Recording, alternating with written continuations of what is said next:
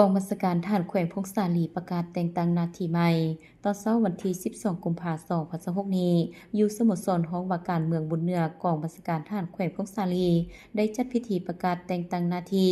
คันห้องหัวหน้าแผนกของแผนก โดยการเป็นประธานของสหายผลจัตวาเสียงเพลงบรวงศ์กรรมการพรรคแขวงเลขาคณะพรรคหัวหน้าการเมืองกองบัญชาการทหารแขวงพงษาลี มีสหายพันเอกวิไลแผงสมเฮืองรองเลขาคณะพรรคหัวหน้าการทหารกองบัญชาการทหารแขวงพงษาลี มีคณะพรรคคณะบรรษาตลอดฮอดนายและพลทหารเข้าร่วม 255 สหายหญิง 58 สหาย สหายพันเอกสมจันทร์ลอดสุรีเลขาคณะพรรคฮักฐานหัวหน้าห้องการเมืองห้องกองบัญชาการทหารแขวงพงษาลี ได้ขึ้นผ่านข้อตกลงของกระทรวงป้องกันประเทศฉบับเลขที่ 0045 ทับกปท นครหลวงเวียงจันทน์ลงวันที่ 6 เดือนมังกรปี 2026 ว่าด้วยการแต่งตั้ง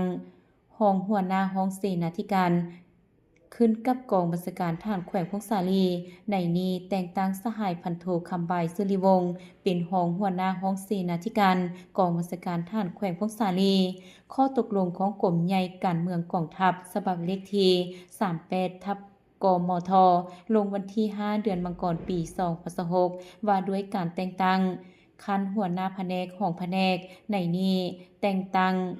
สหายพันโทคำพรจัญญธรรม เป็นหัวหน้าแผนกแผนการสั่งรวม สหายพันโทไมแปลงวิไลจักรเป็นหัวหน้าแผนกโฆษณาอบรม สหายพันโทบุญเกิดกงแสงเป็นหัวหน้าแผนกนโยบาย สหายพันโทบุญยงทิยราชเป็นหัวหน้าแผนกสุหบ สหายพันโทบุญศรีหรือวายเป็นหัวหน้าแผนกแผนที่ สหายพันโทสมเพชรจันดาวงศ์เป็นหัวหน้าแผนกวิทยาศาสตร์ประวัติศาสตร์การทหาร สหายพันโทวิเลิศสอนมณีเป็นหัวหน้าแผนกบริหาร สหายพันโทสมเพชรพันใจเป็นหัวหน้าแผนกบริหารสั่งรวมห้องเสนาธิการ สหายพันตีใส่คำพรอินทวงศ์เป็นรองหัวหน้าแผนกบริหารห้องการเมือง สหายพันตีวิไสพิมพ์มงคุณเป็นรองหัวหน้าแผนกแผนที่ สหายคำเล็กสุขมณีแพงเป็นรองหัวหน้าแผนกนโยบาย สหายหอยเอกวิสิทธิ์หงคำลาเป็นรองหัวหน้าแผนกโฆษณาอบรม ข้อตกลงของกรมใหญ่การเมืองกองทัพฉบับเลขที่ 38 ทับกมท ลงวันที่ 5 เดือนมังกรปี 2026 ว่าด้วยการแต่งตั้งหัวหน้าแผนกบริหารที่ขึ้นกับกองบัญชาการทหารเมืองยอดอู ในนี้แต่งตั้งสหายพันโทสายคำศรีธิวงศ์เป็นหัวหน้าแผนกบริหารกองบัญชาการทหารเมืองยอดอู พร้อมทั้งผ่านข้อตกลงของกองบัญชาการทหารแขวงพงษาลีฉบับเลขที่ 75 ทับกบสพลลงวันที่ 10 เดือนกุมภาพันธ์ปี 2026 ว่าด้วยการแต่งตั้งหน้าที่อยู่ห้องเสนาธิการ ในนี้แต่งตั้งสหายพันโทพุทธสาลีพันละปอนหัวหน้าแผนกอบรมไปเป็นหัวหน้าแผนกโรงเรียน สหายพันตีสีสมหมายกองวิสัยรองหัวหน้าแผนกอบรมขึ้นเป็นหัวหน้าแผนกอบรม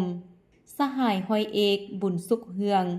จันทวงศ์สวยเวียกแผนกสู่หบขึ้นเป็นรองหัวหน้าแผนกอบรม ในพิธีที่มีความหมายความสำคัญดังกล่าว สหายผลจัตวาเสียงเพลงบรวงศ์ประธานพิธีอย่างได้โอ้ลม ซึ่งก่อนอื่น สหายได้แสดงความย่องหย่อสมเสยต่อผู้ที่ถูกแต่งตั้งหน้าที่ใหม่ ที่มีความห้าวหาญเฮ็ดสำเร็จหน้าที่การเมืองของตนในระยะที่ผ่านมา พร้อมทางได้เน้นหนักบางปัญหาที่จะต้องได้เอาใจใส่ เป็นต้นแม่นความเป็นแบบอย่างที่ดีในการปฏิบัติข้อกำหนดกฎระเบียบของพรรคกฎหมายของรัฐ และของกรมกองวางออก มีความสามัคคีภายในหมู่คณะ และพนักงานนักรบภายในกรมกอง เฮ็ดให้กรมกองมีความสงบและความเป็นระเบียบเรียบร้อย ด้วยความหนักแน่น และยังได้เรียกร้องให้พร้อมกันปฏิบัติ 4 นาทีใหญ่26แผนงานที่คณะพรรคกระทรวงป้องกันประเทศวางออกให้ปรากฏผลเป็นจริง